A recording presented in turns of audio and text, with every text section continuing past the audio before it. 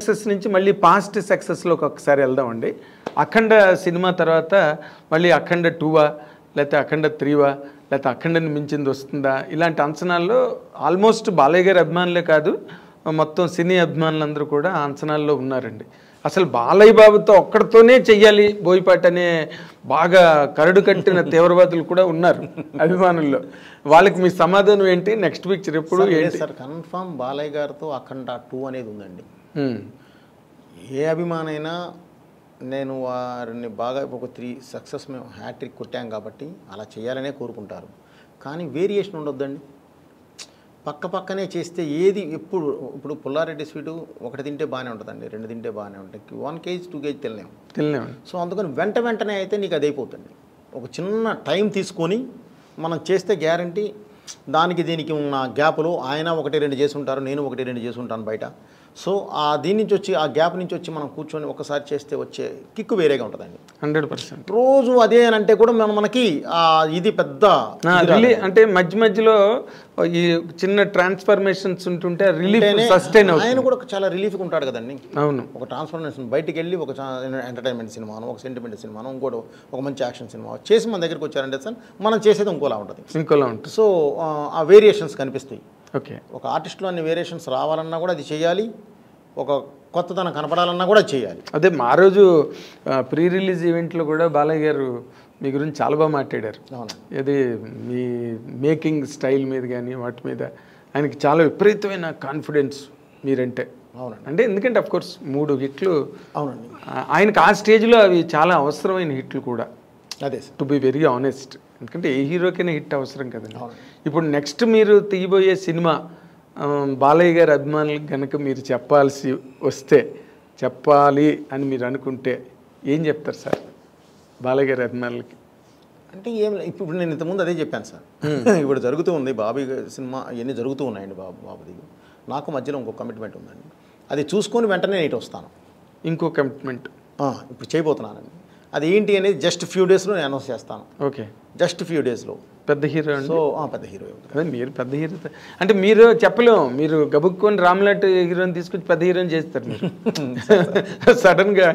ఇప్పుడు రామన్ చూస్తే మామూలుగా ఎప్పుడైనా కనిపిస్తే చాలా చాక్లెట్ బాయ్ లాగా కనిపించేవాడు. ఇప్పుడు కనిపిస్తే అలా కనిపించాడు, పక్కనే దున్నపోతుతో కనిపిస్తాడు. ఏది నీ దున్నపోతు వేసి రామని అడిగే రేంజ్లో ఉన్నాడు ఇప్పుడు. సినిమా బయటకు వచ్చాక ఈ don't feel normal about Ram, that is for sure. అవునండి. స్కంద చూసి బయటకు వచ్చిన తర్వాతే సూపర్ కరెక్ట్ అండి. అది ఆ ఇమాజినేషన్ మారిపోయింది రామ్ మీద.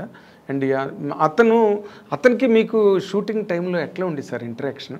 సార్ చాలా హ్యాపీగా ఉంటుంది సార్, అసలు చాలా హెల్దీగాను హ్యాపీగా ఉంటుందండి. ఓకే, అసలు ఇది ఉండదు, బ్రహ్మాండంగా వెళ్ళిపోతుంది. ఒకటే సార్ మనలో క్లారిటీ ఉండాలి, టెక్నీషియన్లో క్లారిటీ ఉండాలి. టెక్నీషియన్లో క్లారిటీ ఉంటే ఇంకెవరు ఇది ఉండదండి, చాలా హెల్దీగా వెళ్తుంది. అవునండి. అంటే సార్ మీరు ఎంత ఇతమిద్దంగా నిర్దిష్టంగా మీ సినిమా చిత్రీకరణ విషయంలో ఎంత పట్టింపుగా ఉంటారన్న దానికి నేను విన్నానండి, నిజమో కాదో నాకు తెలీదు. సరైన సినిమా అసలు అరవింద్ గారికి మీరు చూపించలేదంటగా ఆఖరి వరకు ఎవరో అన్నారు.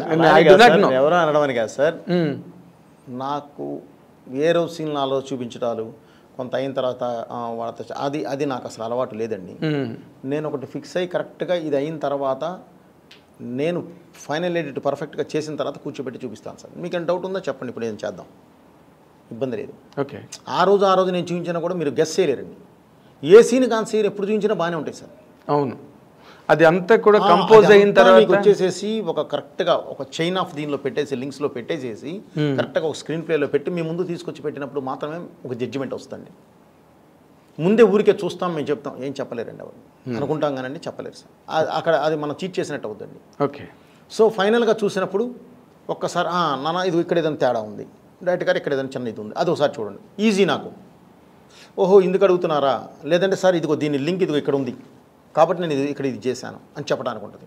లేదు కరెక్టేనా, లేదు సార్ నిజమే బాగుంది, టోటాలిటీ బాగుంది అనుకుంటే ఒకటి లేదు సార్ నిజంగానే ఇది చిన్న ఇది ఉంది సార్, ఓకే ఒక 2 days మనం పెట్టుకుందామండి, టోటల్ ఇంకేమున్నాయో చూసుకుని 2 days పెట్టేస్తాం, ఈజీ.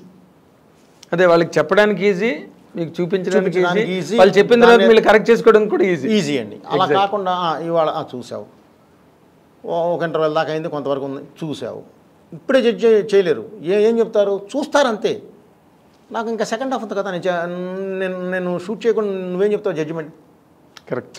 ఎవరైనా సరే సార్. అవును, మీ ఫస్ట్ హాఫ్లో లాక్లు అన్నీ సెకండ్ హాఫ్లో ఉంటాయి కాబట్టి ఎలా పడితే అలా చూపించి కూడా వేస్ట్ అండి. ఊరికి చూపించామంటే చూపించాము అంతే. అది ఎందుకు? అది అందుకని ఏంటంటే నేను ఆయనకి ఇదే చెప్పానండి, గురుగారు నాకు జడ్జిమెంట్ కావాలి. జడ్జిమెంట్ కావాలంటే నువ్వు రోజుకోసారి చూసే జడ్జిమెంట్ రాదు. ఇది ఆల్రెడీ చూసాను ఎన్నిసార్లు. ఒక ఎంటర్టైన్మెంట్ సీన్ ఉందండి, ఒకసారి చూసావు నవ్వావు, రెండోసారి చూసావు నవ్వావు, మూడోసారి చూసావు నవ్వావు, నాలుగోసారి చూసావు నవ్వావు, ఐదోసారి చూసావు ఆల్రెడీ చూసాం అనుకుంటావు, ఆరోసారి నేను చక్కలికి పెట్టాలి. ఎందుకు వస్తుంది సార్ నవ్వు? సో అన్నిసార్లు నీకు, ఎందుకంటే నువ్వు ఇక్కడ చూస్తున్నావు, దానికి తర్వాత ఒక ఆర్ఆర్ యాడ్ అవుద్ది, అద్భుతమైన నీకు ఇది యాడ్ అవుద్ది, వాయిస్ యాడ్ అవుద్ది, డబ్బింగ్ యాడ్ అవుద్ది. ఇవన్నీ యాడ్ అయినప్పుడు ఒక డిఏ, కలర్ఫుల్ డిఏ యాడ్ అవుద్ది. ఇవన్నీ యాడ్ అయినప్పుడు ఉండే నీకు లుక్ కను మామూలుగా చూసేదానికి చాలా తేడా ఉంటుందండి. కరెక్ట్ అండి, కరెక్ట్. అదైతే ముందు అరవింద్ గారు ఇప్పుడు మీరు ఏది చూసినా కూడా నన్ను జడ్జ్ చేయలేనప్పుడు ఎందుకు చూడటం? ఇప్పుడు వద్దు, మీరు పొల్యూట్ అవ్వద్దు. మీరు ఒకేసారి చూసినప్పుడు మీకు నువ్వు ఒక ఆడియన్లా చూసావు, మీకు ఒక జడ్జిమెంట్ ఉంటుంది. సో అందుకని నేను ఫస్ట్ నుంచి నేను బాలయ్య గారికి కూడా ఫైనల్గా చూపిస్తానండి. అంతేనా? ఫైనల్గా చూపిస్తాను సార్.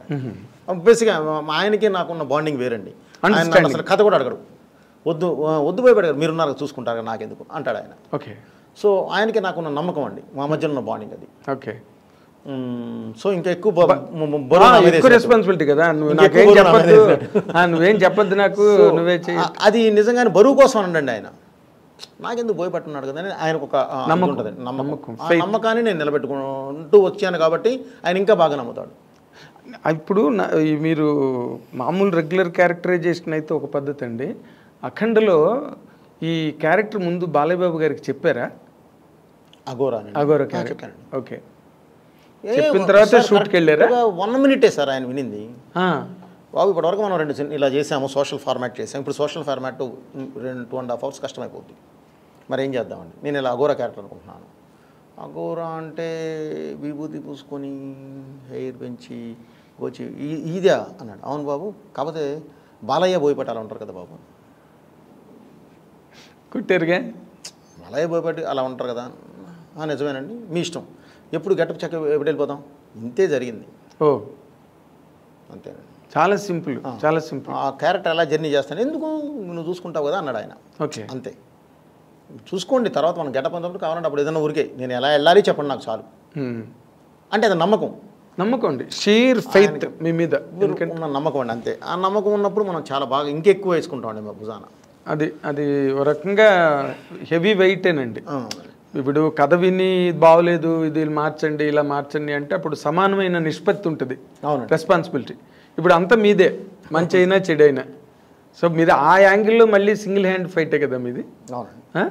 మరి దాన్ని మీరు ఎంజాయ్ చేస్తారండి బాగా బాగా. ఎలా? ఎందుకంటే నేను రీమేక్ నేను చేయలేను సార్. రీమేక్ చూపిస్తే నా కిక్ రాదు. నాకు రోజు స్ట్రగుల్ పడాలి. అమ్మ ఈ షాట్ ఎలా తీయాలి, ఇది ఇలా పెట్టాలి, ఇది మార్చాలి, బ్లాక్ మార్చాలి, నుంచి ఇది బయటికి తీయాలి. ఆ కిక్ ఉన్నప్పుడే నేను డైరెక్టర్గా బతికున్నట్టండి. అది లేని రోజు నాకు అవసరం లేదు సార్. అది అందుకే నేను రీమేక్లు చేయనండి. రీమేక్లు చేయరు అసలు. ఆ ప్రస్తావన కూడా మీ దగ్గర రాదేమో. నేను చేయనండి, చేయలేను. నాకు కిక్ ఉండదు. అది నేను చూస్ చేసేదేం సార్.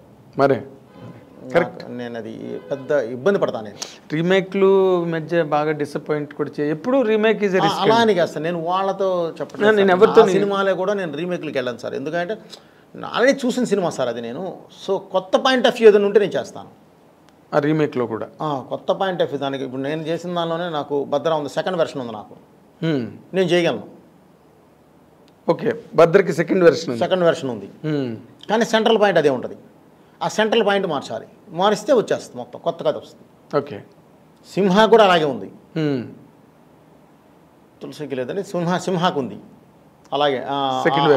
ఇదే ఉంటుంది, సెకండ్ వెర్షన్ ఉంటుంది. సెకండ్ అంటే అదర్ వెర్షన్, ఇంకో రకంగా కూడా తీయచ్చు ఆ సినిమా. ఓకే, అదర్ వెర్షన్ అలా ఇంకేదన్నా నేను వెళ్ళినప్పుడు చేయగలను. కాదు సార్, దాన్ని ఎవరు డిసైడ్ చేస్తారు? మీకు మీరే డిసైడ్ చేసుకుంటారు కదా సార్, 2 వెర్షన్స్ ఉన్నప్పుడు. అంతే కదా సార్. అమ్మ మీరు మామూలు కారండి కాదు సార్. ఎందుకంటే అది మా ధర్మం సార్. అది ధర్మం ఏంటంటే సార్, ధర్మం ఏంటి తేడా వచ్చిందంటే గొప్ప పగిలిపోతుంది. ఇప్పుడు ధర్మం ఓకే, మీ బాధ్యత, మీ ఉద్యోగ ధర్మం, లేకపోతే మీ బాధ్యతలో ఉండే ధర్మం అది. బట్ ఏదైనా ఒక బ్రిటిష్ వాళ్ళు ఎక్కువగా కౌన్సిలింగ్ని నమ్మేవారంట. కౌన్సిలర్స్ కూర్చుని డెసిషన్ తీసుకోవడం అవునండి. అది అప్పుడు బాధ్యత అన్నది అందరికీ పంపకం జరుగుతుంది. ఇక్కడ మీరు 2 వెర్షన్స్ రాసుకుని 2 బాగున్నాయి దీనిలో వెళ్దామని అనుకోవడం మాత్రం ఇప్పుడు నాకు సాహసమే. నాకు ఒక రైటర్ స్వింగ్ కూడా ఉంటుందండి. వాళ్ళతో కూడా కూర్చుంటాను సార్. ఓకే. కూర్చొని వాళ్ళ అభిప్రాయాలు కూడా మొత్తం వింటామండి. వాళ్ళతో పాటు కూర్చొని వాళ్ళ అభిప్రాయాలతో పాటు మొత్తం అంతా కూడా అభిప్రాయం తీసుకున్న తర్వాతే ఫైనల్ జడ్జికి నేను వెళ్తానండి. Okay, then you will arrive at final decision. Sir okay ఇప్పుడున్న ఇది ఎలా ఉంది, ట్రావెల్ ఎలా కావాలి, ఏంటి వాట్ ఇస్ వాట్, ఇప్పుడు నడుస్తున్న ట్రెండ్ ఎలా ఉంది.